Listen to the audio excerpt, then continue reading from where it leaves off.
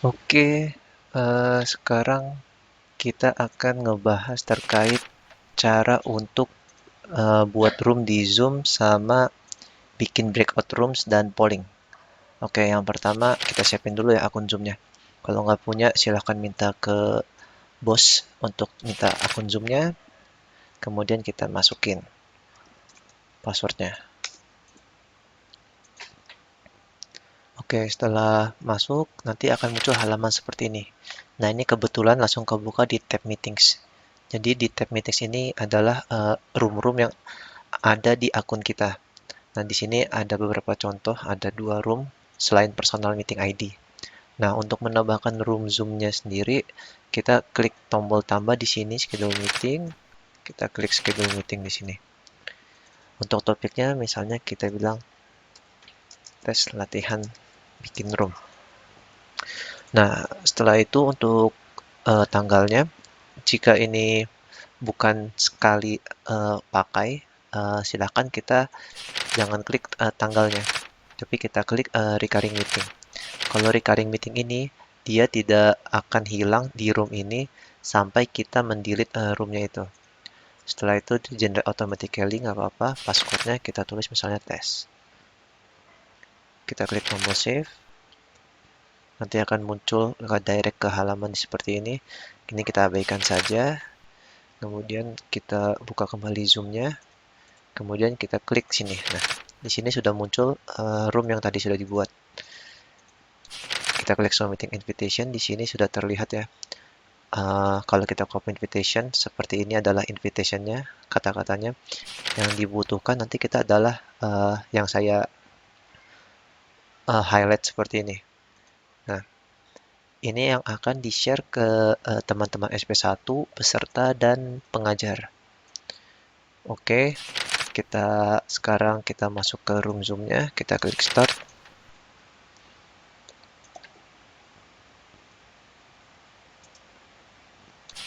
Setelah masuk start ini, di sini terlihat di participants kita sebagai host. Nah, kalau di host itu, dia ada tampilan tab-nya, ada breakout rooms, ada pollings. Ini nggak akan terlihat kalau kita sebagai peserta di suatu room Zoom. Nah, yang pertama yang pengen dijelasin itu terkait breakout rooms. Kalau untuk breakout rooms itu, silakan klik breakout rooms. Nanti misalnya kita bikin 5 breakout rooms. Ada 3 pilihan. Yang pertama, assign automatically. Yang assign automatically itu berarti dari Zoom-nya dia akan mengassign ke tiap-tiap peserta secara otomatis. Jadi nanti secara acak oleh Zoom-nya.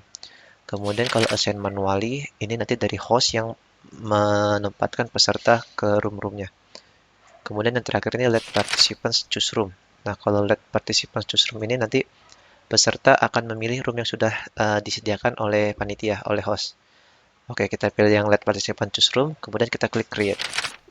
Nah, di sini ada muncul room 1, room 2. Nanti kalau ada peserta di sini nanti bakal ada background-nya, namanya siapa aja pesertanya. Kita rename misalnya, kita contoh kelompok 1, kelompok 2, kelompok 3, kelompok 5. Oke, ini contohnya. Bisa juga kalau kita pengen manual, kita bisa klik assign. Kalau ada peserta nanti kita bisa assign. Cuman karena ini kosong ya, nggak ada pesertanya, jadi ini nggak bisa kita tunjuk siapa-siapa.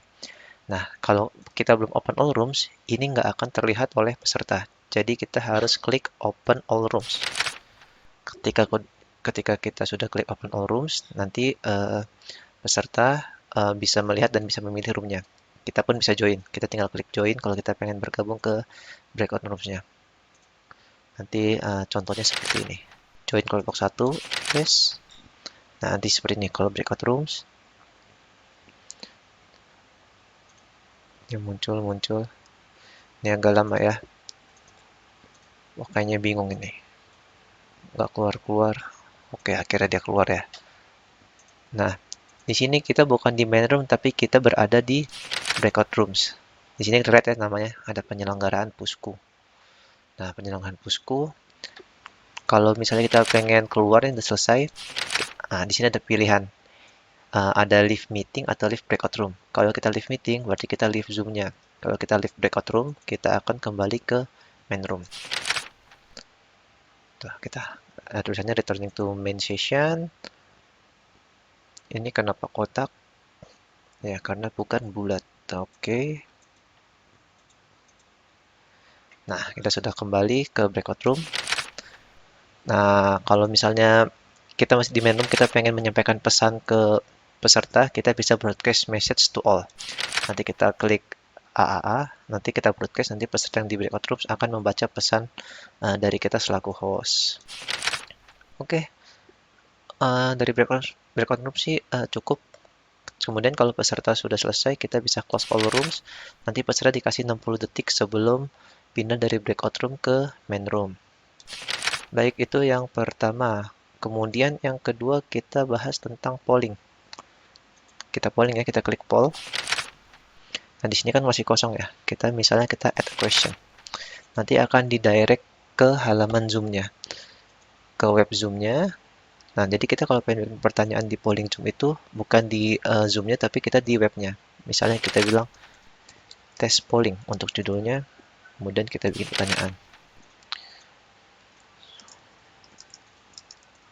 Suara kucing itu gimana?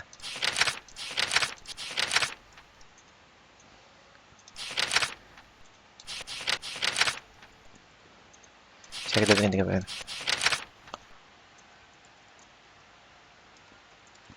Oke, misalnya kita mau bikin 2 pertanyaan ya.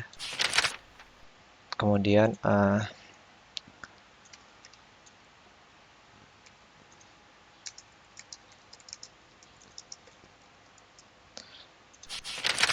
contohnya seperti ini.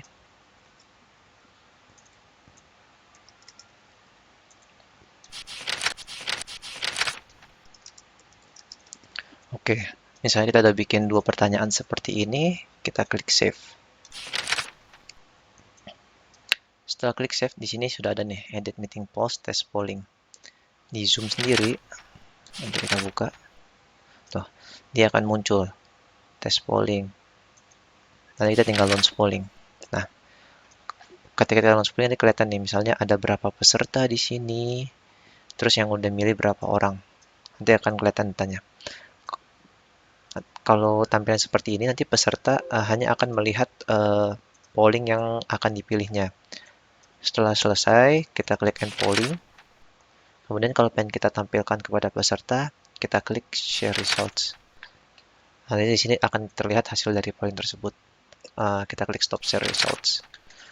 Oke, saya rasa cukup ini ya untuk penjelasan terkait membuat room, breakout rooms, dan membuat polling.